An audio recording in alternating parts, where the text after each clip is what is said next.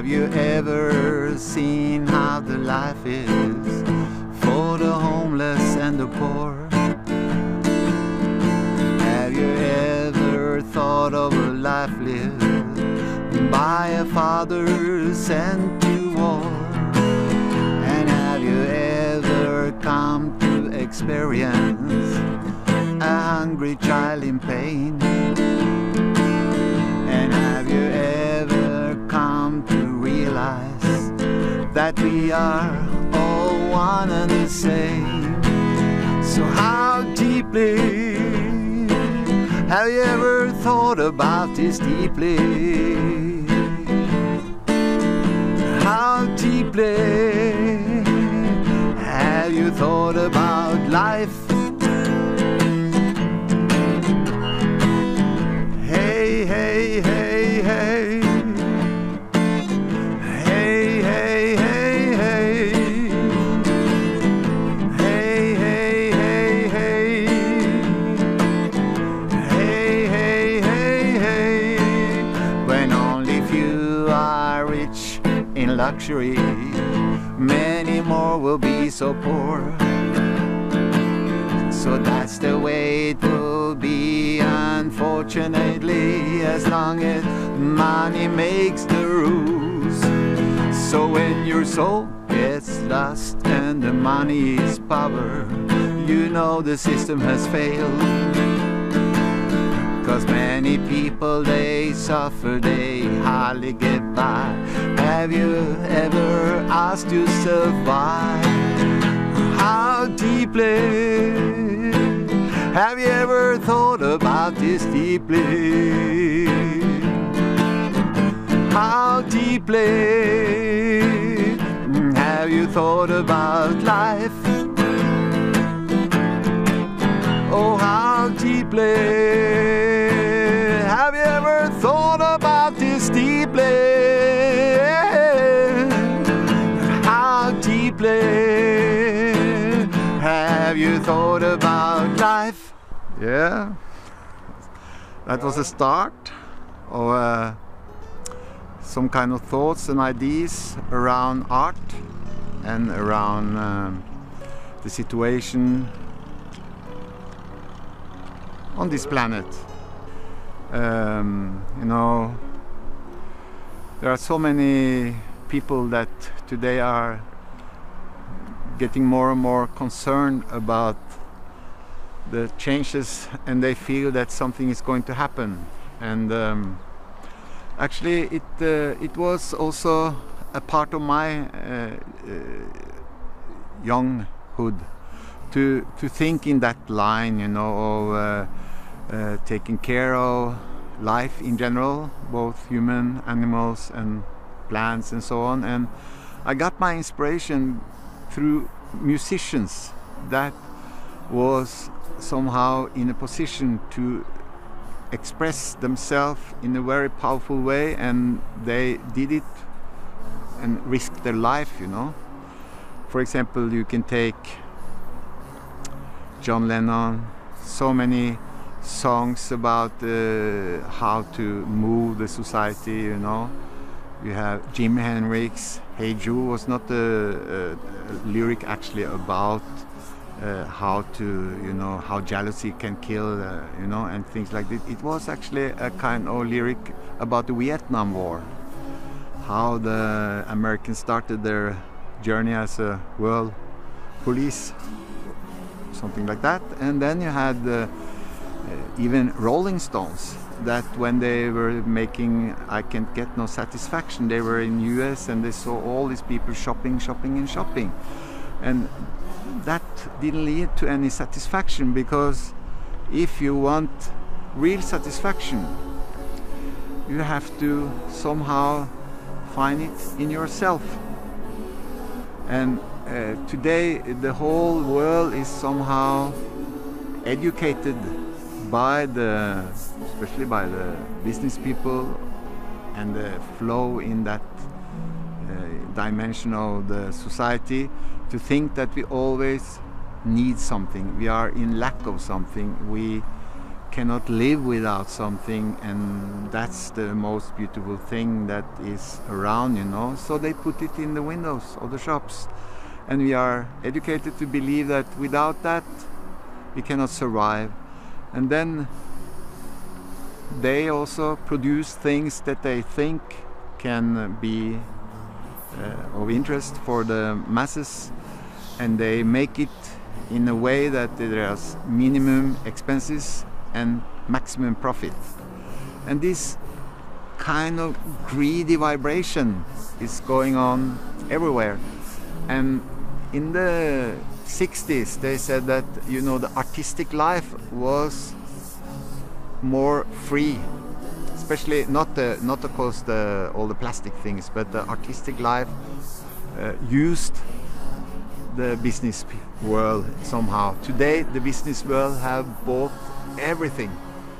Very few artists that earn money today, you know, they can say exactly what they want because there are eyes watching them, and there are you can say investors, even artists like that have maybe some problem with their own way of dealing things, but that's for example artists that supported the American Indians in South America, for example. They lost a lot of sponsors. People that doesn't want to make deal with Coca-Cola or whatever, you know, they lose them, and it's a very big business everywhere. And that's the part of the old skeleton or the old paradigm that has been ruling this world for too long. It's like I went to Russia on tour, music field, you know, and I spoke with many people there, and all more or less the pumps or the big bosses in the communist era, they earn today many of the key industries in Russia, and they earn a lot of money.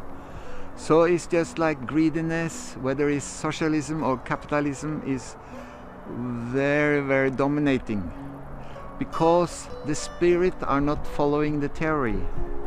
So we need actually to develop more broad-mindedness inside, and that will reflect in a totally different way of looking at the world. And I think that the artists now and in the future, like people that make paintings, video, music, any kind of art, you know, it's okay, they who are into the young thing with romantic songs, and okay, that's okay, but when it's dominating the scene, you know, if you put on a film, you know, today, if the Hollywood will make a film, or any film company will make a film, and they think, what will the public see? They will mostly find out that, well, let somebody be killed, and some thieves and some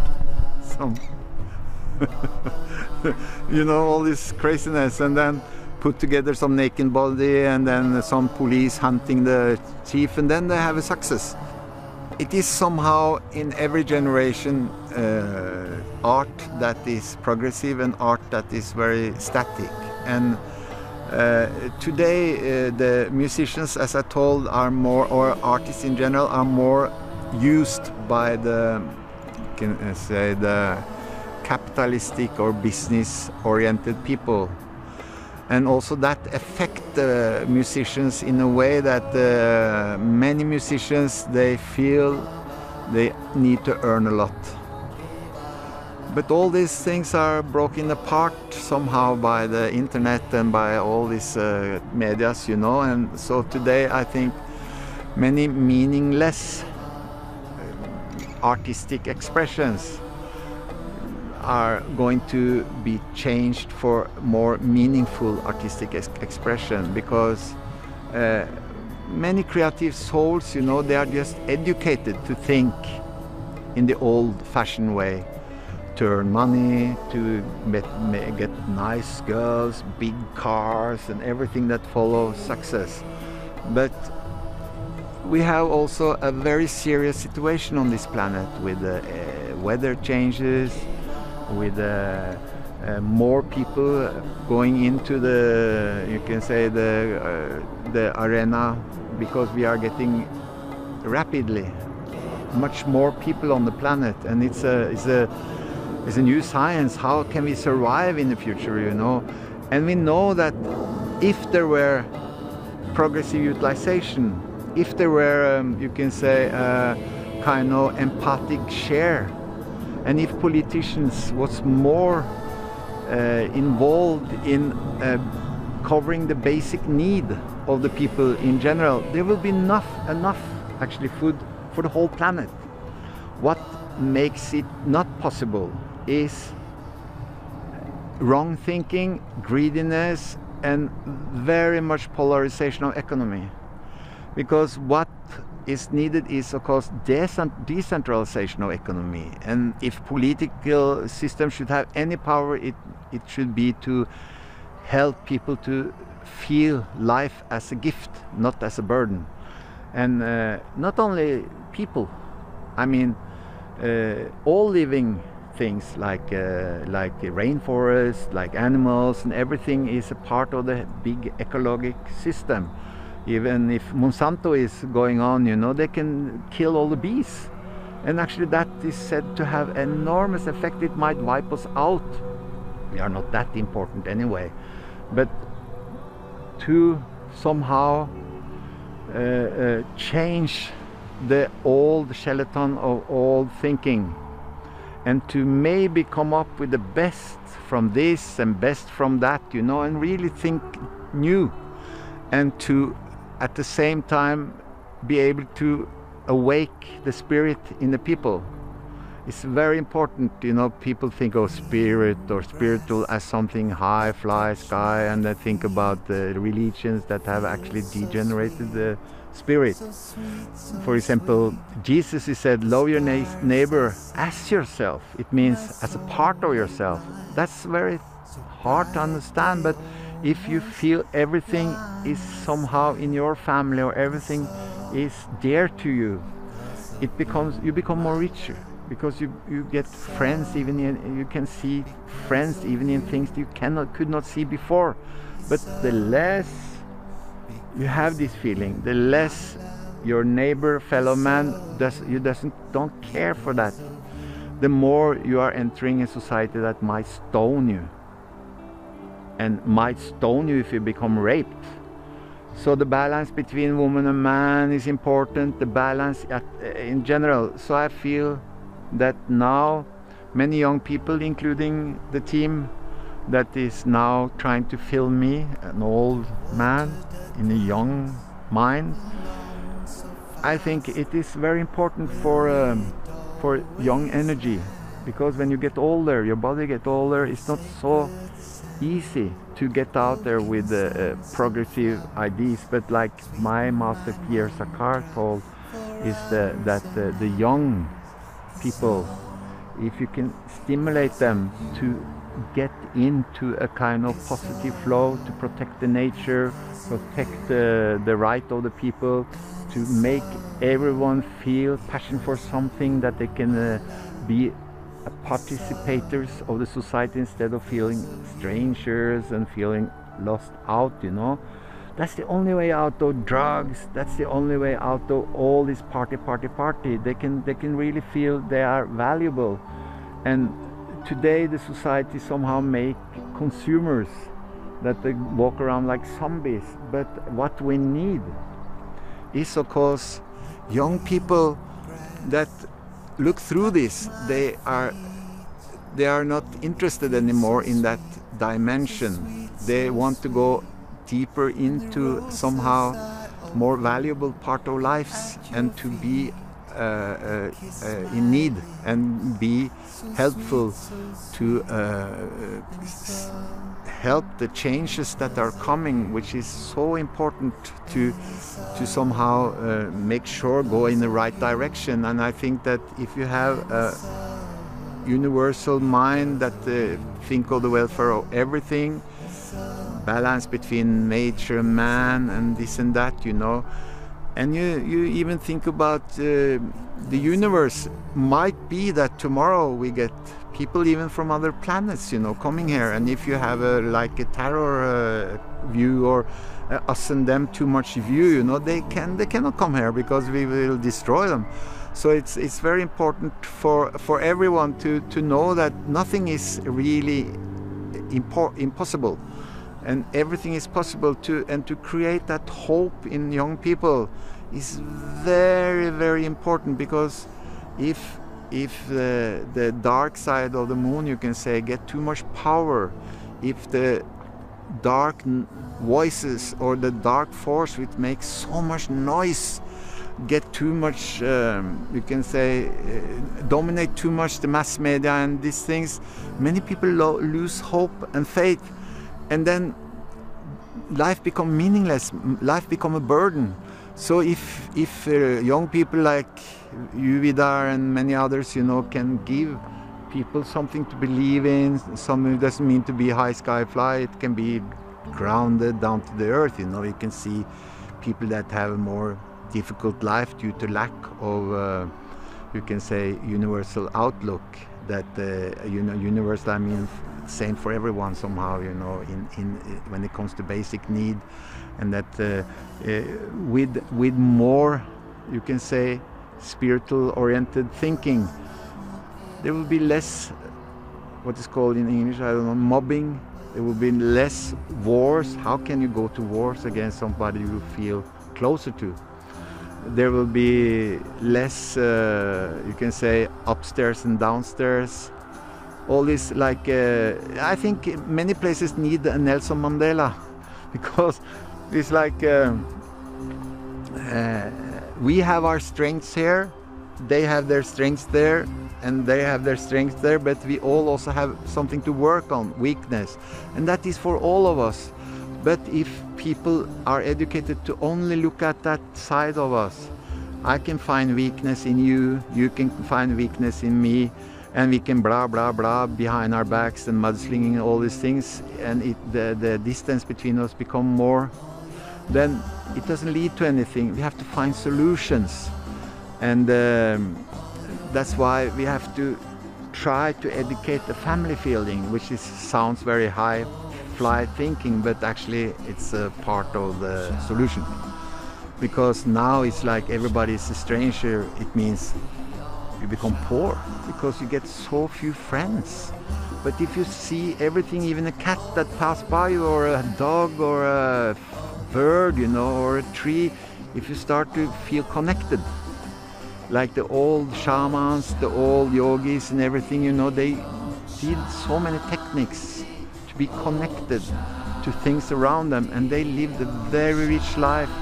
Samurais, they protected the weak. They were really on the people's side, the real ones. So, and also they have had some spiritual power on this planet that we can see, like Christ, like Buddha, Krishna, all these people, I don't know, even Maria or Ingrid, or so many also that didn't come that far into the picture. They had a very powerful influence over the people, but the priests, the imams, the tradition that followed could not catch what these people was really giving of universal love, and also the hint that you have to go inside to find the real things, because outside, well, it's just temporary here, it's just visiting in the spirit. The spirit, you are a soul experiencing a body, having a body experience, and that's very much different than a body having a soul experience. So for me, it's like, if I'm conscious, if I'm aware, if I'm awake, I can see you, I can see the sky, I can see my hand moving like this. I know nothing can happen if the consciousness is out of my body. If I'm just lying there dead, unconscious, then there's nothing. So somehow, as long as we can see things with our consciousness and feel the emotions visiting us, feeling the and the thoughts and everything. We have to refine it. We have to find out how to actually make the art of living more interesting.